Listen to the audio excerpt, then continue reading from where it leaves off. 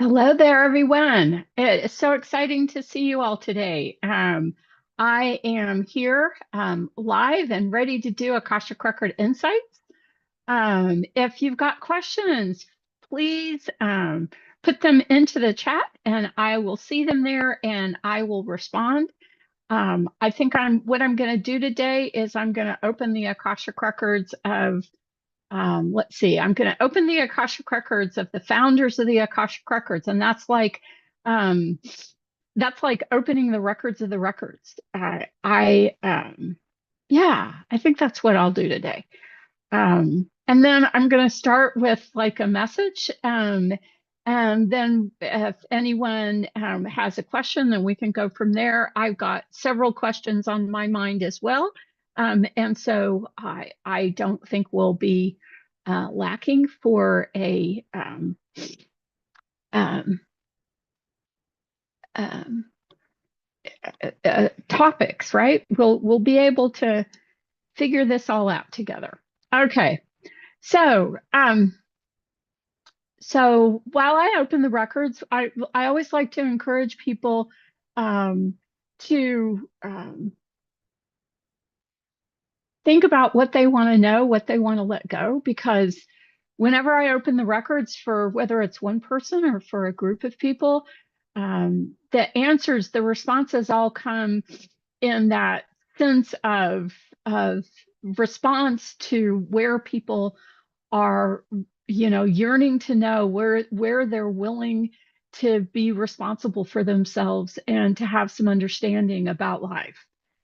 So, so as I open the records, you just think about what you want to know, what you want to let go, and we'll go from there. All right. All right. My center with your center, our center with all centers, our center is the one center. I enter the realm of the masters, teachers, and loved ones of the founders of the Akashic Records and match our hearts and minds with theirs. Let us find through joy and wisdom the ability to open the universe and ourselves to let us find.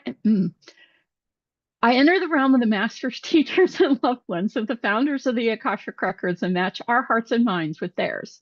Let us find through joy and wisdom the ability to open the universe and ourselves to greater possibility and deeper love. Eternal Source, fill our hearts with clarity and sacred power and show us the place of balance between us and the founders of the Akashic Records. Hear us now as we become one with the whole, and when we are complete, release us in love and admiration, keeping our energy raised. All right, the records are open. All right, so note to self, don't look at chat while you're trying to open the records. It doesn't work that well. So welcome everybody. I have the founders of the Akashic Records open today within the records, which is like opening the records of the records. So if you have a question, you can put it over there in chat. And they really would like to start with a message today. Let's see, what can let me let this come in a little bit bigger.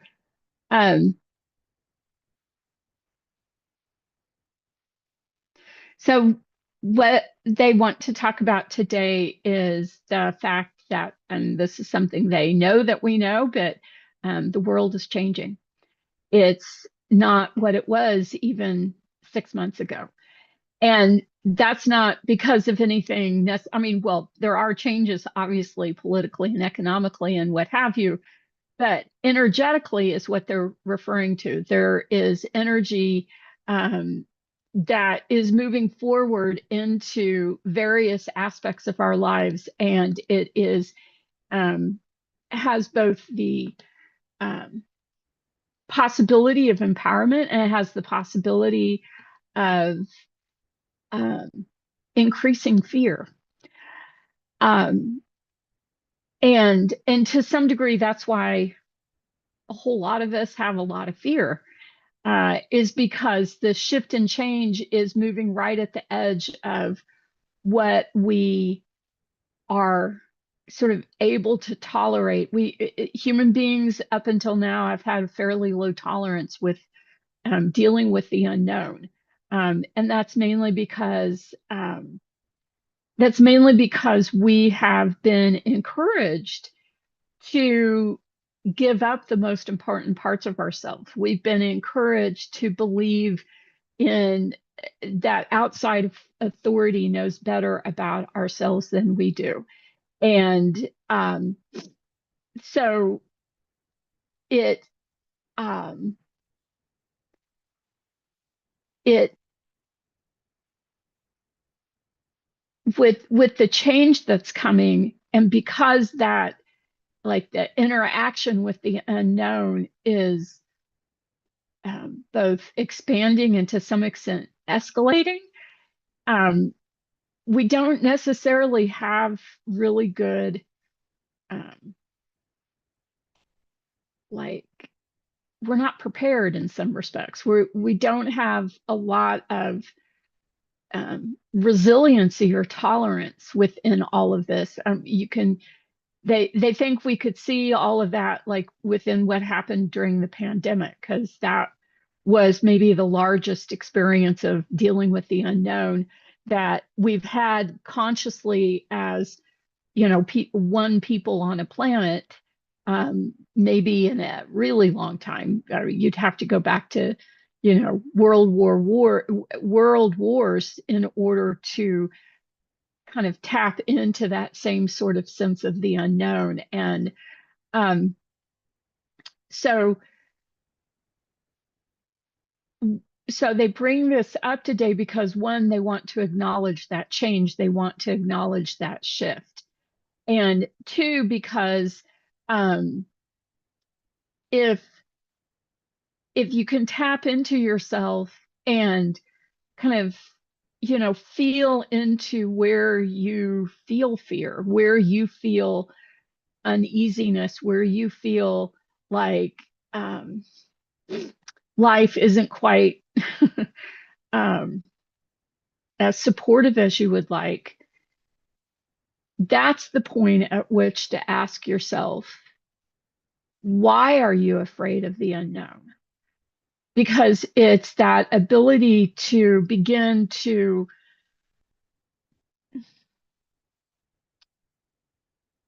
in a sense, like make friends, which sounds kind of odd given all of that, but that's really what it is. It's because it's about becoming comfortable with the unknown. Um, that's that. I mean, you know, like partly that's what gets you through the crossroads, but that's also what really makes the difference in how you respond to what's going on in your life and what's going on around you.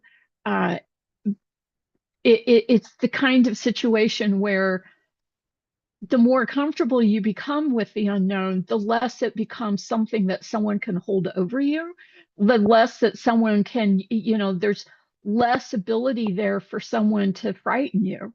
And it's often held as being, you know, either overly innocent or overly naive, or you know, to be a form of denial. But what they would say is that those are judgments that are used to manage your sense of what is possible and what you can and you can't do in your life. And so the easier that you can become with this idea of the unknown, the easier it is for you to be able to stand in a place in your life where essentially you don't feel like you're getting jerked around. And that ability to um, believe then in yourself reinforces that ability for you to enjoy your life and to allow that joy to be more about what drives you forward than the fear of the unknown, the fear of what might happen. There is great possibility in the world right now, and the fear would like to make us think that there's, you know, like there's only one or two possibilities, right? Instead of instead of making choices within, let's say, an experience of the infinite, the experience of infinite possibility, the polarity that we live within wants to make you believe that there's like maybe only one, maybe two possibilities. So you're stuck in this either or perspective that is not comfortable, is can be quite inflammatory, and is something that pushes at you to react, to lose your train of thought, to try to ignore your feelings, to experience yourself as fragmented. Whereas when you feel this beauty within you, when you feel this, wholeness within you, that's what gets you to the place where it's easier for you to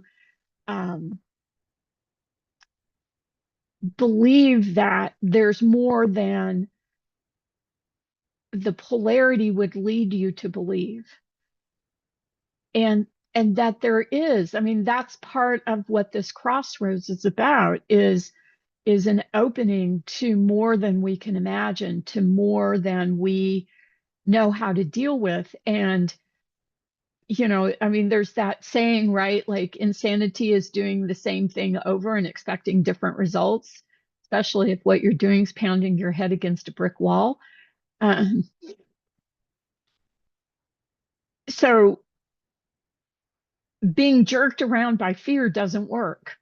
I think they think most people would be able to recognize that that's the case, that that's true. And so if being jerked around by fear doesn't work, then what do you do? What's the alternative? What's the option there? And the option is to learn to be comfortable with the approach of the unknown, right? That, I mean, any moment in life, you take a step and there's some aspect to that that's connected to the unknown. You don't absolutely know for sure. You may have a pretty good guess. You may have a pretty good reason to believe you know what's going to happen, but ultimately, you don't know until you step.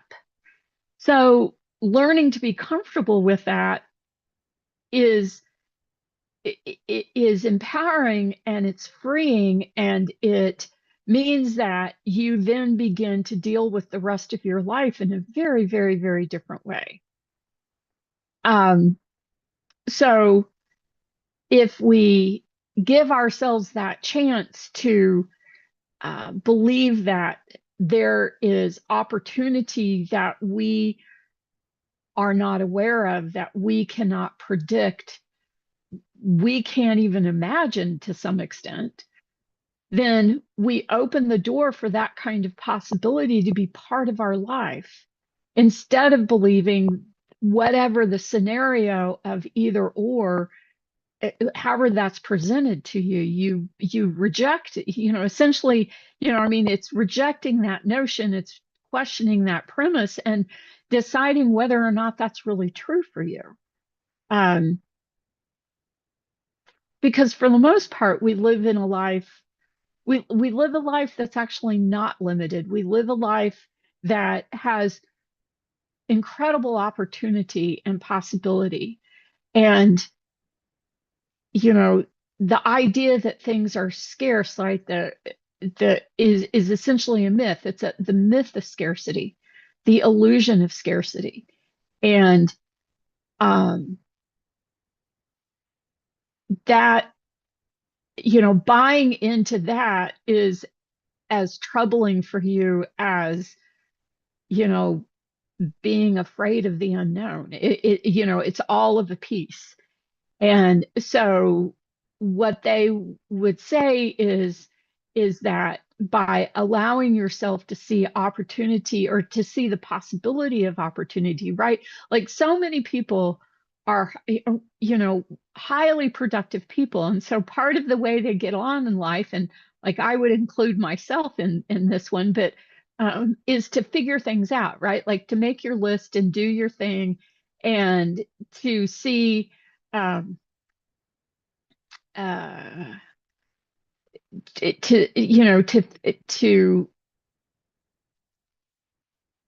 you know hold yourself essentially as a very severe taskmaster, that you've got to get it all figured out, especially before you begin. But you better really have it figured out as you're stepping through life, doing whatever it is that you're thinking about or going after. And um this idea here that they're presenting is almost exactly opposite to that, because you don't actually need to know every step.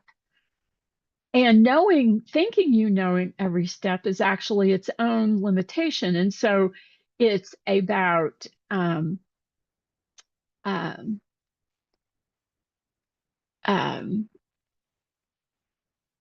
feeling into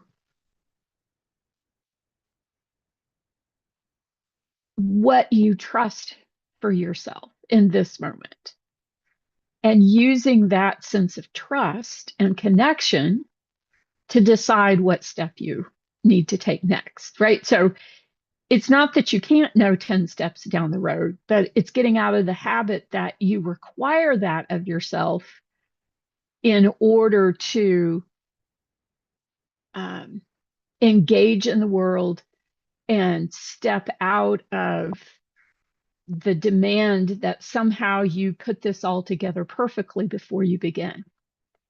Um,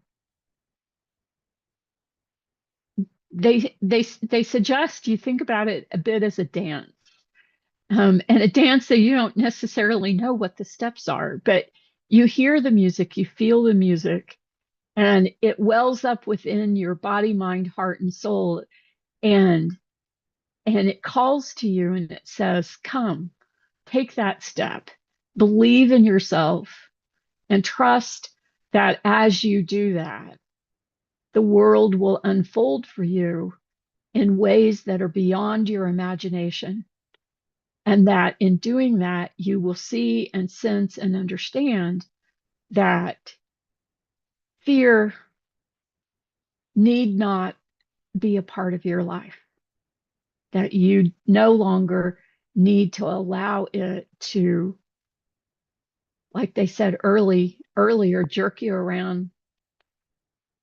And instead, you're choosing how you live your life. You're choosing how to respond to both the opportunity and the challenge. Um, so, um, yeah. Okay, so that's their message for today. um, so if you have a question, you can go ahead and put it in chat. It can be about anything. It can be about the Akashic Records. It can be about um, some aspect of spiritual development. It could be about what I think of as the universal mysteries. Um, so I can see we've got one.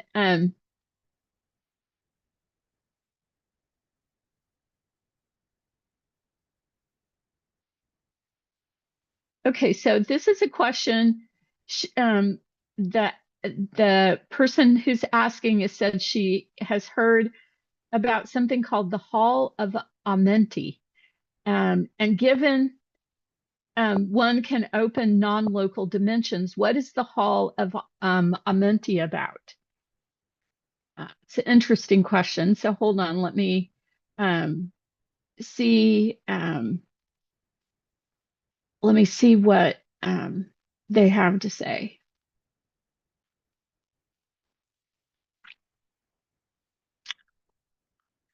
So what I get from the founders about that is um,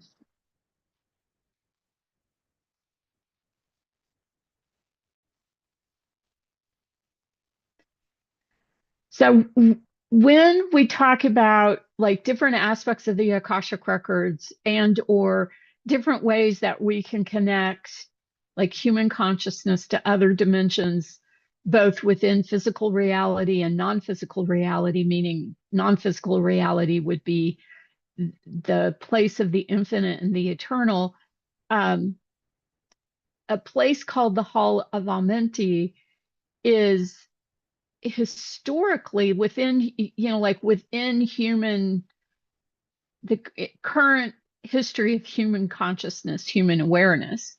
The Hall of Amenti um, goes back to ancient Egypt. And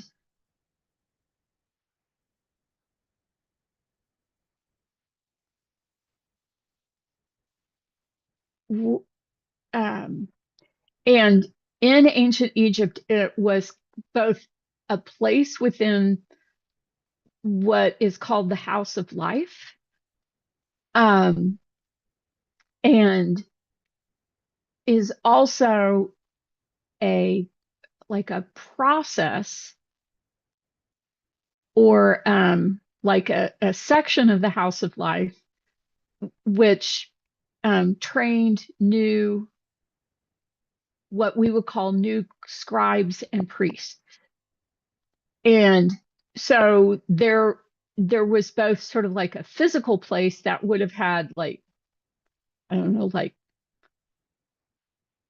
tablets and scrolls and books and in other words sources of information that had been brought together, but it was also a place um, which um,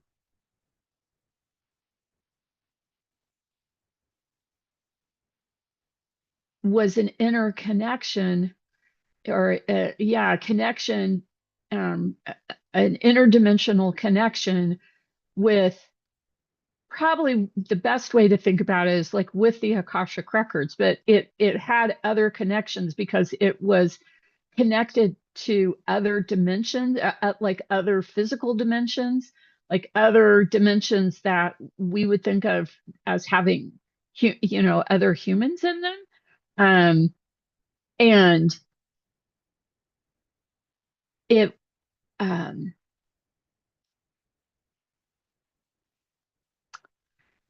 that what they keep showing me a picture is of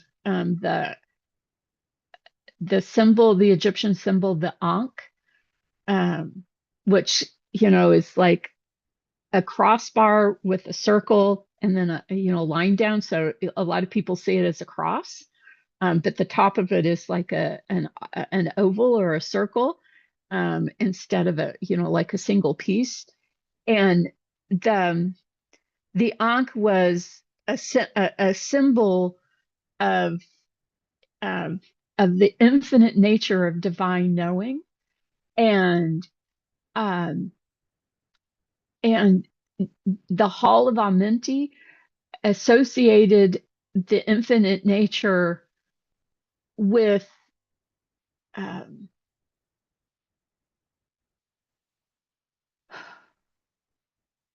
the capacity for humanity to not be limited by the intellectual mind and to experience an integration of body, mind, heart, and soul that um, was that that by about two to two and 2000 to 2500 years ago began, well, I guess 3000 years ago began to slowly disappear from the planet, from Earth. And so the Hall of Amenti was an anchor point for that ancient wisdom when because they because it was known or they knew that humanity would return to the integration of body, mind, heart, and soul at some point. And so the Hall of Amenti was the anchor point for that ancient wisdom as humanity made that big, huge shift.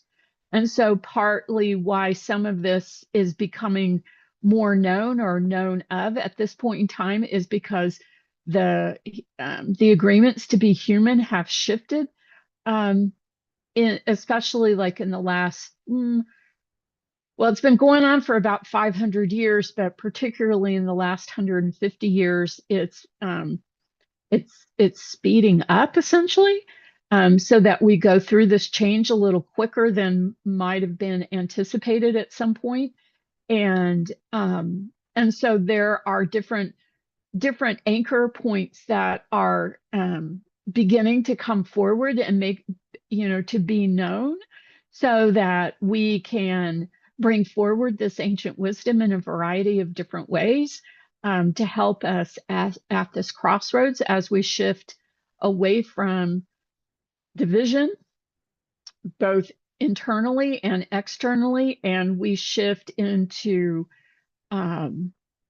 this to a greater sense of connection within ourselves and um, um, um, within ourselves and beyond ourselves.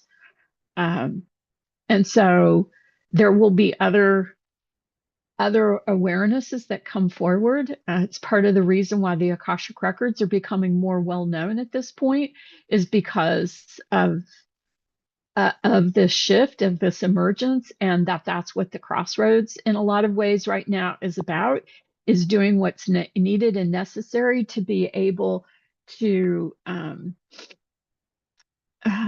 make this shift across.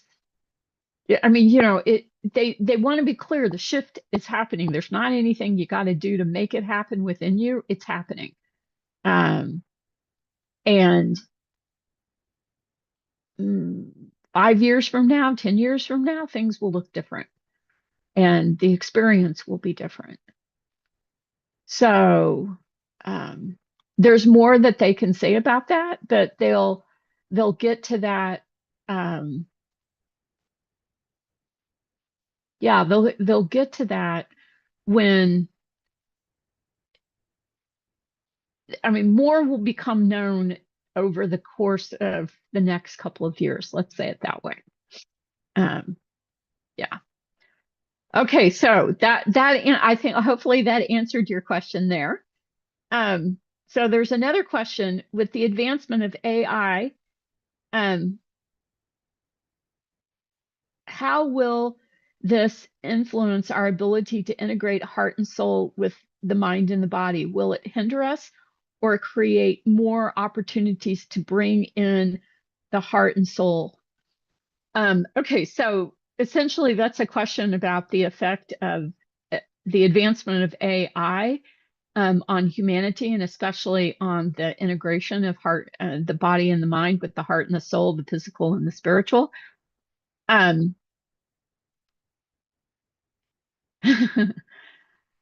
So the bottom line answer to that is no, it won't hurt us. It will help us. A whole lot of what's going on around AI right now is related to fear. And it's related, and AI exists right in that place of the big unknown. And yes, there will be things that, I don't know, a whole lot of people won't be super excited about, just like they're not super excited about it right now. But when has there been change in humanity where there hasn't been a group of people who haven't been super excited, right? Like, all that's playing out around that right now is the way we deal with the unknown.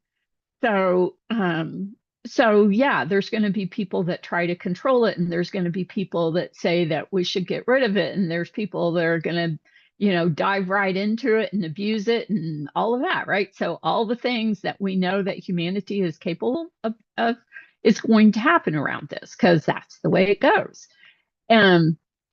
So it won't get into, in fact, it won't get in the way, because energy, if you think of AI as a field of energy, then this is about how to act with that, how to interact with a new field of energy. And yes, it has some things that are, um,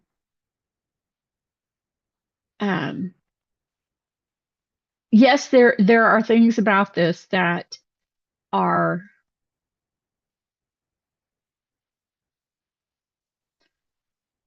so they can see that there's things about this that would be troubling to humanity. But the problem is that if you react, it's like anything. If you react in fear, then you react in fear, and then that's what you live with, is the fear of it. This is about an opportunity to understand a depth of interaction energetically that enhances the experience of what it means to be human.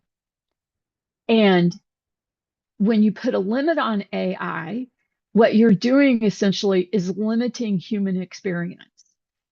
And most of a lot of what people have to say about AI is being talked about from what the records and I have always called the static view, meaning it's looking at everything from linear perspective of time and space. And you look at it that way, and yeah, there can be a lot to be worried about. But if you can begin to understand that this is an emergence within humanity of essentially a new dimension of energetic interaction, there is some very interesting things that are going on there that empower humanity, and help it experience a depth of integration, body, mind, heart, and soul, physically with spiritually, in a way that definitely hasn't been possible in the last couple, in the last 1,000 years or so. Um, and so but it's like anything that's new, you want to check it out, you want to feel into it, you want to see how it works, how you feel about it, what raises your worry and concern, and pay attention to that instead of like just immediately rejecting it as harmful or useless, because that just creates more limitation, and you're responding to it in the energy that you're wanting, at least theoretically anyway, hopefully you're wanting to move out of, which is reacting in fear and judging and, having that kind of reaction, right? Like you know, this is the beginning of something that could be incredibly powerful for humanity. And the way it's getting used right now is predominantly being done from a static point of view. But when you shift that ability to see it from a dynamic point of view, which they're telling me over the next couple of months, they, particularly through me, I guess, are going to be addressing this at even deeper and deeper levels. So what they want to say about it right now is, learn a little bit about it, have some experience of it. It's around us, but it's also around us in a very static way. And over time, as humanity integrates physically and spiritually, AI will be seen from a very, very different perspective. So don't, it ends up being one more topic to not let fear get a hold of you, and, learn to really see what you can do about not being worried about the unknown. So they'll have more to come there. Um,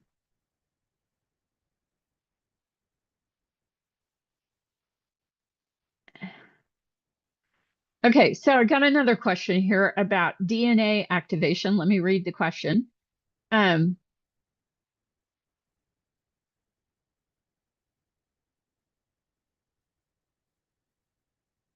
oh, cool. So DNA upgrades. Um,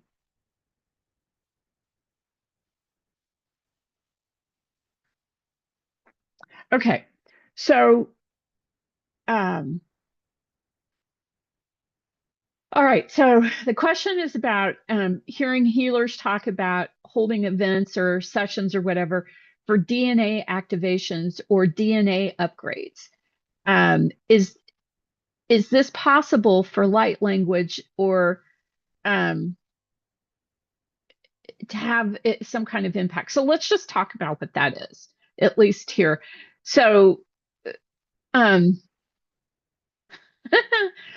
so like so much that the records like to talk about, I guess, especially through me, is this whole thing about the difference between the static view and the dynamic view. So let's just talk about that real quickly for anybody that's listening that hasn't heard me say this before. So the static view is looking at everything from from the point of view of linear time and space, and explains everything from that perspective. Um, the dynamic view is learning to look at things like, say, from the soul point of view, from the perspective of the infinite and the eternal.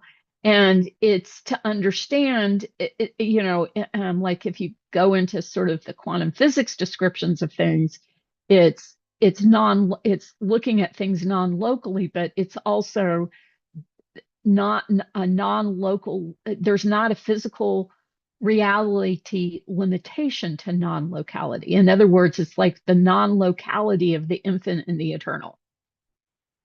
So when you begin to kind of grapple with that difference between the static view and the dynamic view, one of the things that happens is that you begin to see that there's a lot of things that are described, especially within spiritual and like healing circles and stuff, that talks about everything from that static point of view. Everything's like from the perspective of the physical, the human body, or how the human body is, held within space, like and the etheric realm and the astral realms and the causal and all of that kind of stuff. And then it gets into this whole thing about, that we're adding other dimensions besides linear time and space, right? So that's where you start getting things like 4D and 5D and 6D and, on like that.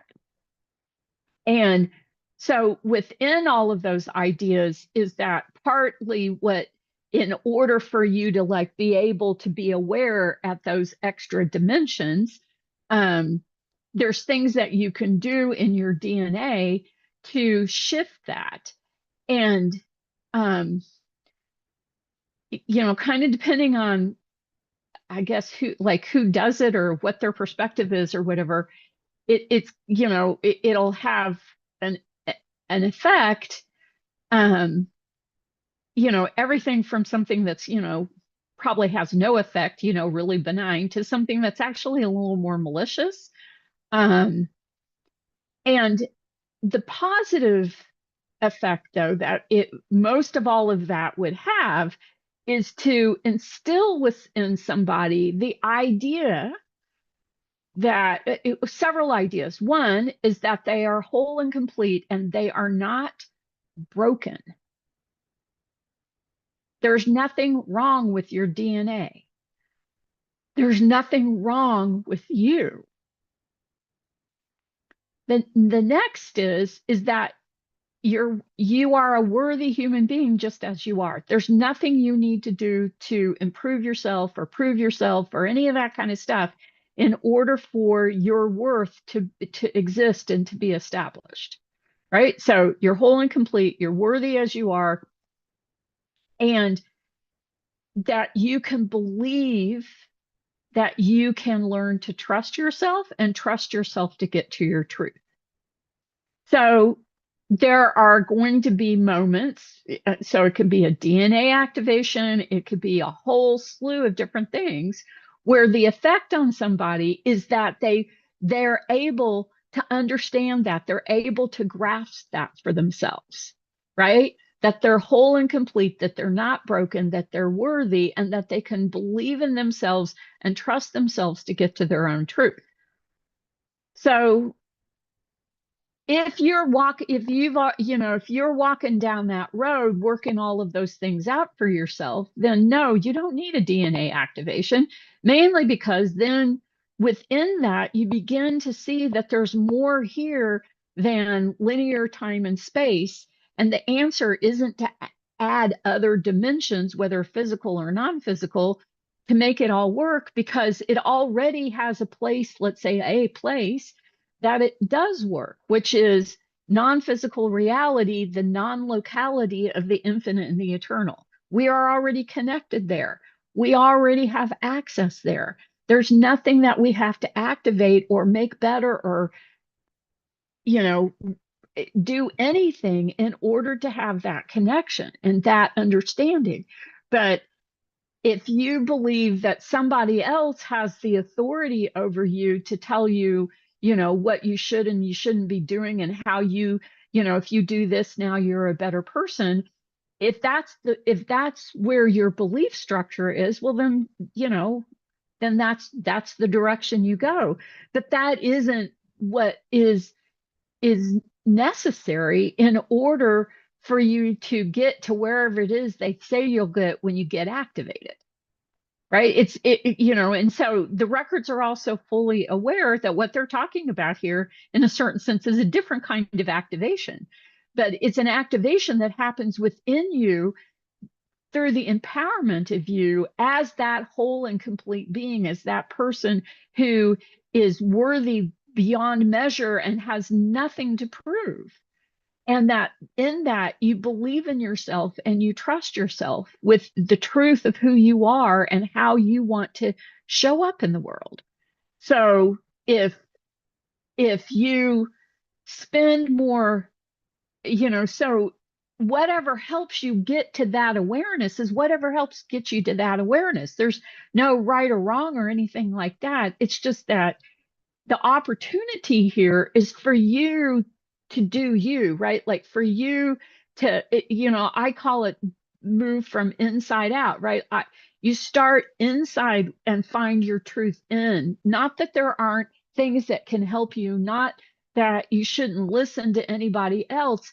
It's that the locus, the center of your truth isn't external to you, it's internal. And when you begin to grasp that, then all of this stuff blowing around you becomes something that you can decide, is that truthful for me? Is there something in that that will help me? And then you can make a choice about whether you engage or whether you don't engage. And so it's not a matter then even of getting to what's right and what's wrong. It's getting to that place that you trust yourself to figure out what's true for you. So that's how they would answer that question. um,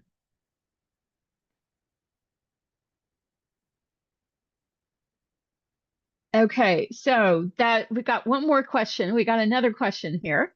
Um,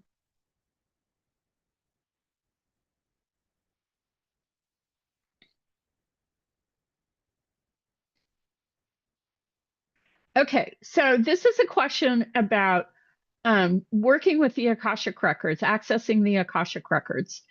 And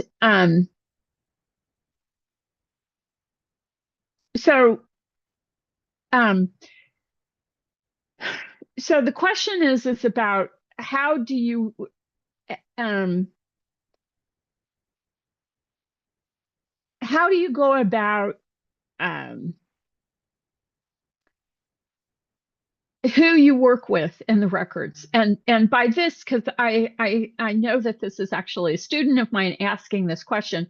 So let me just talk about this just real quick here. So um, the um, essentially, when you learn how to access the Akashic records, there's two there's two paths that you take. For the first is you learn how to open your own records. The second is you learn how to open the records for other. And when I say other, I don't mean just other people. I mean other flows of energy that are not you. And there, in both of those, there is a process to access it. There's agreements that you make that provide an ethical framework for you to do this work, right? So, for example, in opening for other people, you never open unless you're asked, and you never offer, right? And you stick to that. Then there's also then a protocol for other energy that's what I call non-human, right? Like if you're dealing with energy flows that are not human, how do you go about that? Which is essentially, how do you go about getting, being asked and, to open something, which that's what I help students with. There's a protocol for that, which is something that you do with your own Akashic records. So that means that then you're abiding by the agreements, you're following the process for opening, and there's definite energetic reasons for that process. And you you then have, when it comes to non-human energy, there's a lot of different aspects within the Akashic records that you can work with, that you have permission. So, like, for example, today I've opened the records of the founders of the Akashic Records. So that's an aspect of the Akashic Records that works really well for me. And I've had a lot of experience. I know I know what I'm getting into, if you will. And so to know, first of all, to know when to open one aspect versus the other is something that comes through experience. It comes through, multiple times of opening the different aspects. So, like, for example, in my courses and classes and stuff, there's a lot of different aspects. So we work with the founders of the Akashic Records. We work with the Hall of Ancient Wisdom. We work with the Hall of Ancient Wisdom is also like the founders. It's like opening the records of the records. With the Hall of Ancient Wisdom, the emphasis is a little more on that concept of ancient wisdom.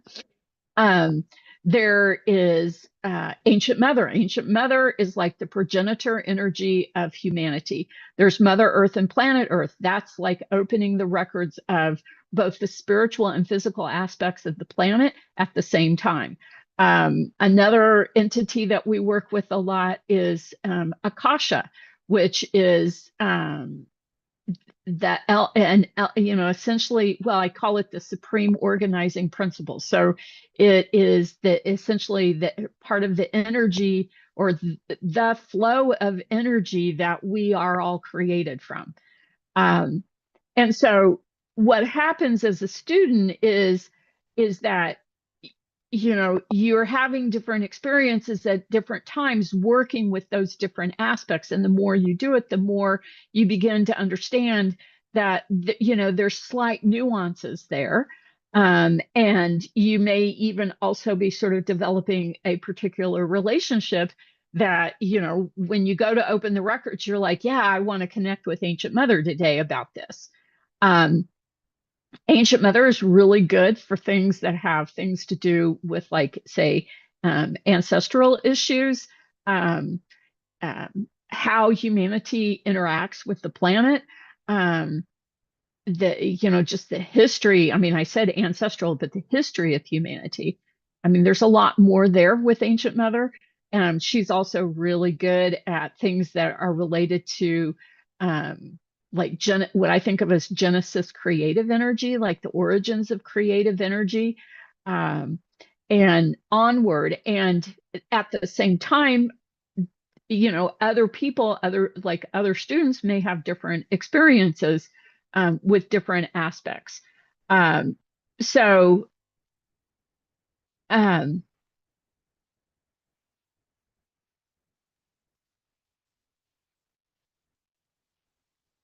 so, okay. So I think that answers that question. So the next question is, as you've practiced through the many years, do you find yourself popping in and out of the open and close of the records, like a habit of doing this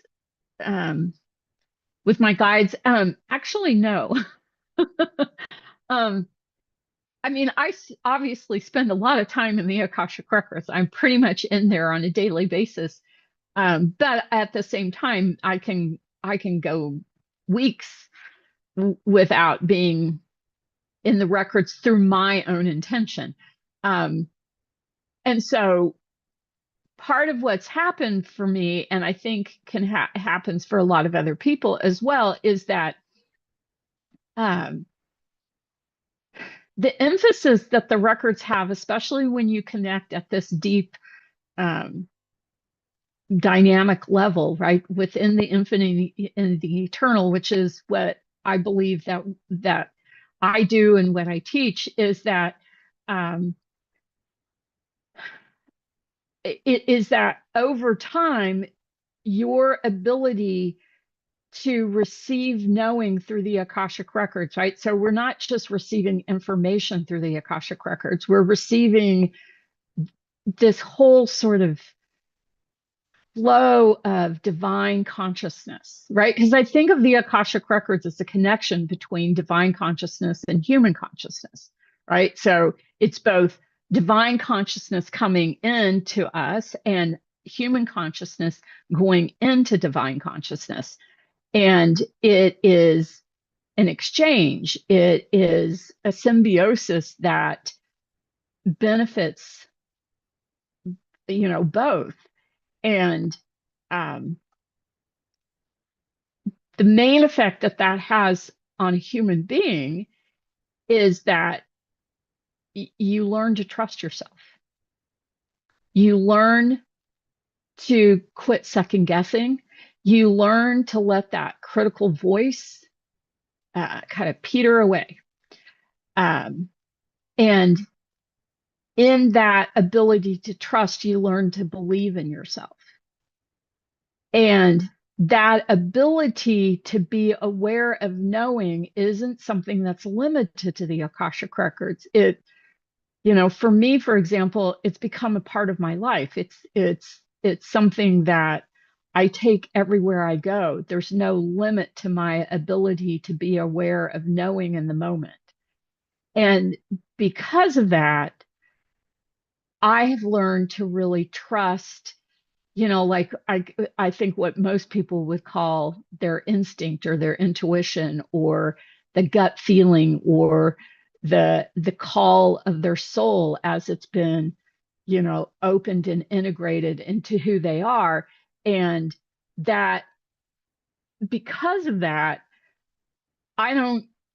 there's a lot of things I just don't even bother opening my records for, because I'm in that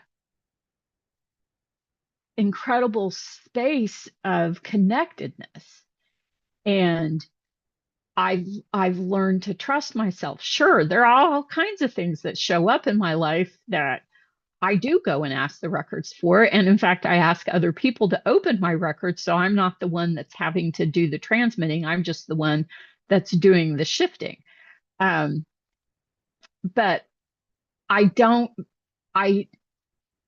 pop in and out. And part of it is I used to try to do that and they would just laugh. My guides just laughed at me. They're like, Cheryl, you don't need that. Come on, trust yourself. Trust yourself. And so, they kind of like disabused me of the habit of like popping in and out. And they're right. I have learned to trust myself. And I've seen it time and time and time again of students learning that same process of learning to trust themselves. And it's an interesting thing because a lot of people will come to the Akashic Records thinking that they're learning some sort of cool technique and skill to be able to get answers to the questions all the time. And they do, but what happens is that they learn to trust themselves to get the answers from within themselves instead of being, let's say, dependent on the Akashic Records for it.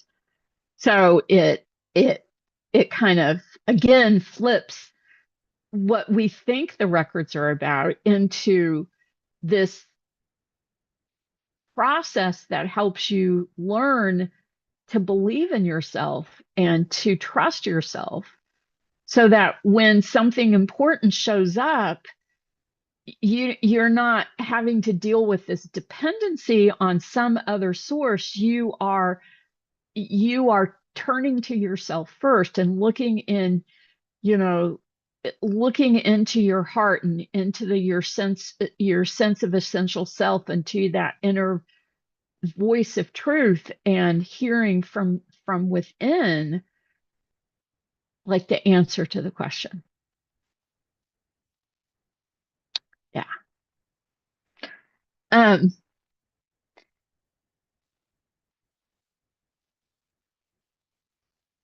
um so one more question. So how does my current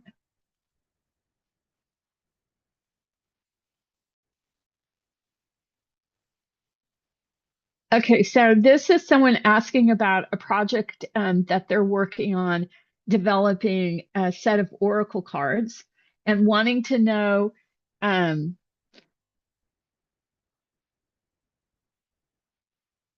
um, how they might be supportive in the coming era and help support the body, mind, heart, and soul. Um,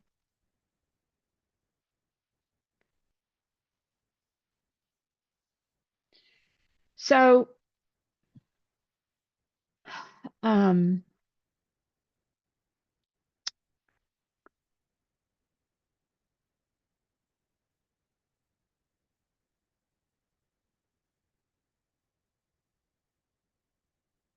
so basically, what they're going to say is well, yes, so first of all, yes, what your project um,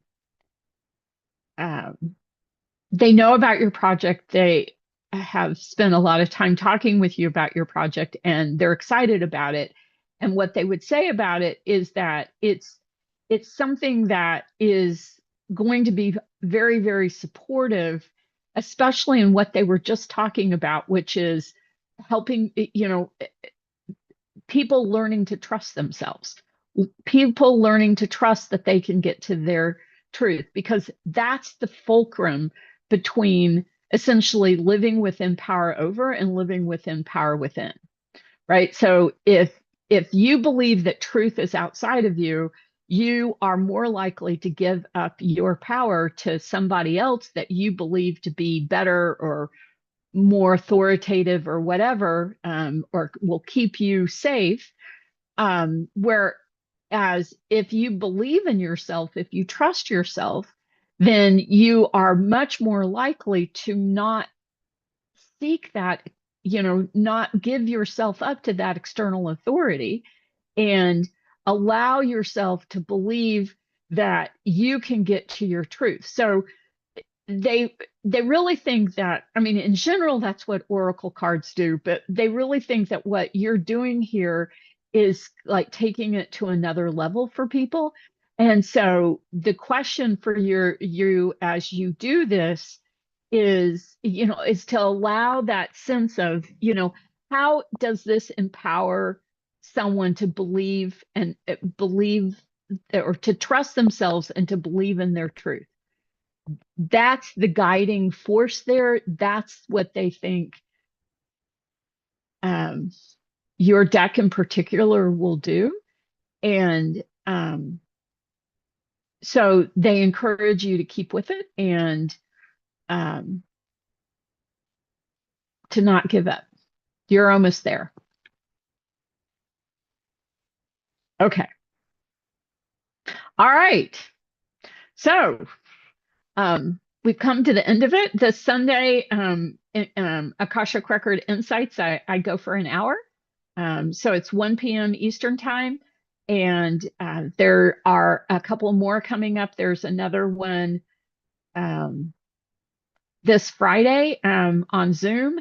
But if you go to Akashic Records AkashicRecordInsights.com. You'll find all the information you need. All right. So I want to thank everybody for showing up today. Thanks for coming. Have a great rest of your day, and I'll look forward to connecting with you soon. Take care. Bye-bye.